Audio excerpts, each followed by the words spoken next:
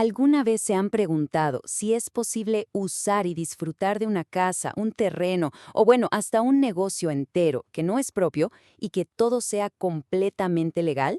Pues, aunque suene a truco, la respuesta es que sí. El Código Civil boliviano contempla figuras como el usufructo, el uso y la habitación. Y hoy vamos a ver exactamente cómo funcionan. Para entender bien todo esto, aquí está nuestra hoja de ruta. Empezaremos con una intro para poner las bases. Luego nos metemos de lleno con el usufructo.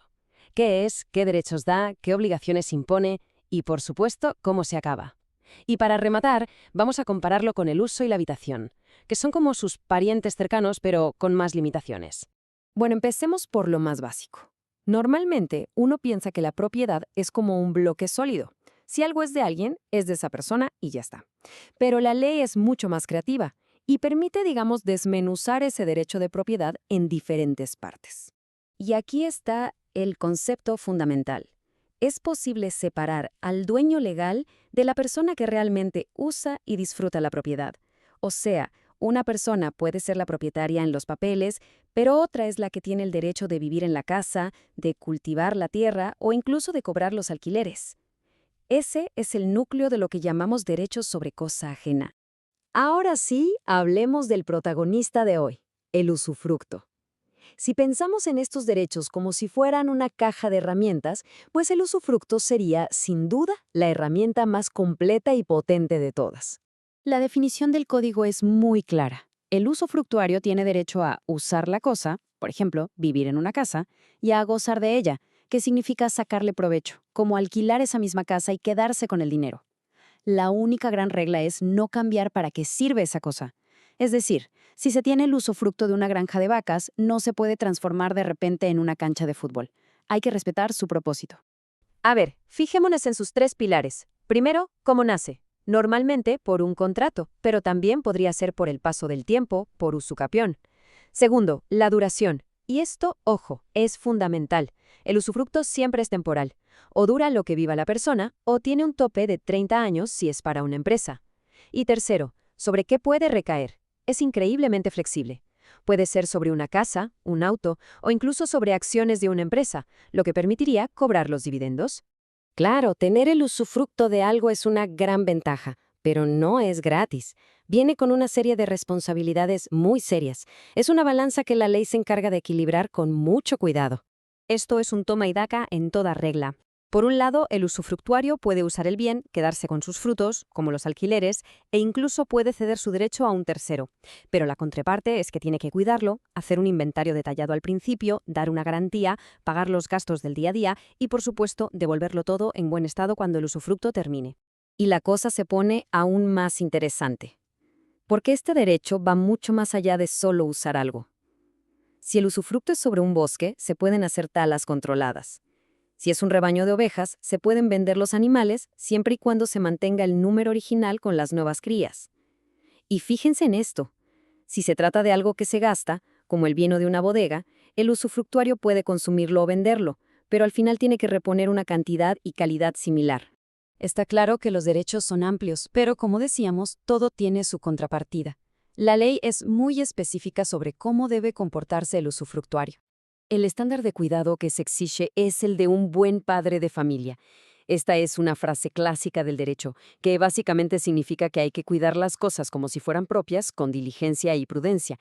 Esto incluye pagar las reparaciones pequeñas del día a día, como arreglar una fuga de agua, y también los impuestos que generen los ingresos. Pero atención, la ley diferencia muy bien. Las reparaciones grandes y extraordinarias, como reconstruir una pared que se ha caído, le tocan al propietario. Bueno, como todo en la vida, el usufructo tiene un final. Al ser un derecho temporal por naturaleza, la ley establece de forma muy clara las razones por las que se puede terminar.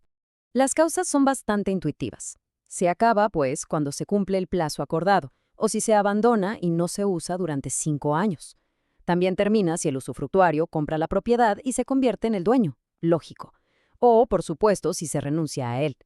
Y dos causas más drásticas: si la cosa se destruye por completo o si el usufructuario abusa de su derecho de forma grave, como dejar que la propiedad se arruine por completo. En ese caso, un juez puede quitárselo. Ahora, pensemos en escenarios un poco más complejos. ¿Qué pasa si la destrucción no es total? ¿Y si la propiedad tenía un seguro? La ley también tiene respuestas para estos casos. Esto es muy interesante. Si, por ejemplo, se quema la mitad de una casa, el usufructo no se acaba, sino que continúa sobre la otra mitad y sobre el terreno. Y si la propiedad estaba asegurada o si el Estado la expropia, el derecho tampoco desaparece. Lo que hace es transformarse. El usufructuario pasa a tener derechos sobre el dinero de la indemnización, por ejemplo, sobre los intereses que ese dinero genere. Para terminar, vamos a ver a dos parientes cercanos del usufructo, pero que son mucho más limitados: el uso y la habitación. El derecho de uso es, por así decirlo, un usufructo a escala reducida. Permite usar un bien y recoger sus frutos, pero, y aquí está la clave, solo en la medida de lo necesario para el sustento de la persona y su familia. Todo lo que sobre, lo que exceda esas necesidades, le pertenece al propietario. Y la habitación es todavía más específico. Solo se aplica a una cosa, una vivienda, y el derecho consiste simplemente en vivir en ella, ocupando las habitaciones necesarias para el titular y su familia, nada más. Y aquí llegamos a la diferencia más importante de todas, el punto crucial que los separa del usufructo. Estos dos derechos son personalísimos. Esto significa que no se pueden vender, no se pueden alquilar, no se pueden transferir a nadie. ¿Y por qué? Porque su objetivo es social. Se otorgan para cubrir una necesidad básica de una persona y su familia, como tener un techo o de qué vivir. No están hechos para hacer negocio. Con este cuadro, la foto queda completa. El usufructo es el más poderoso, da un goce total, se puede transferir y aplica a cualquier bien. El uso ya es más restringido, solo para cubrir necesidades, no se puede transferir, aunque puede ser sobre cualquier bien. Y la habitación es el más específico de todos, solo es para vivir en una casa, solo para esa necesidad, y tampoco se puede transferir. Y todo esto nos lleva a una reflexión final. Pensemos que estos conceptos legales tienen siglos de historia, vienen del derecho romano, pero siguen siendo herramientas increíblemente potentes hoy en día.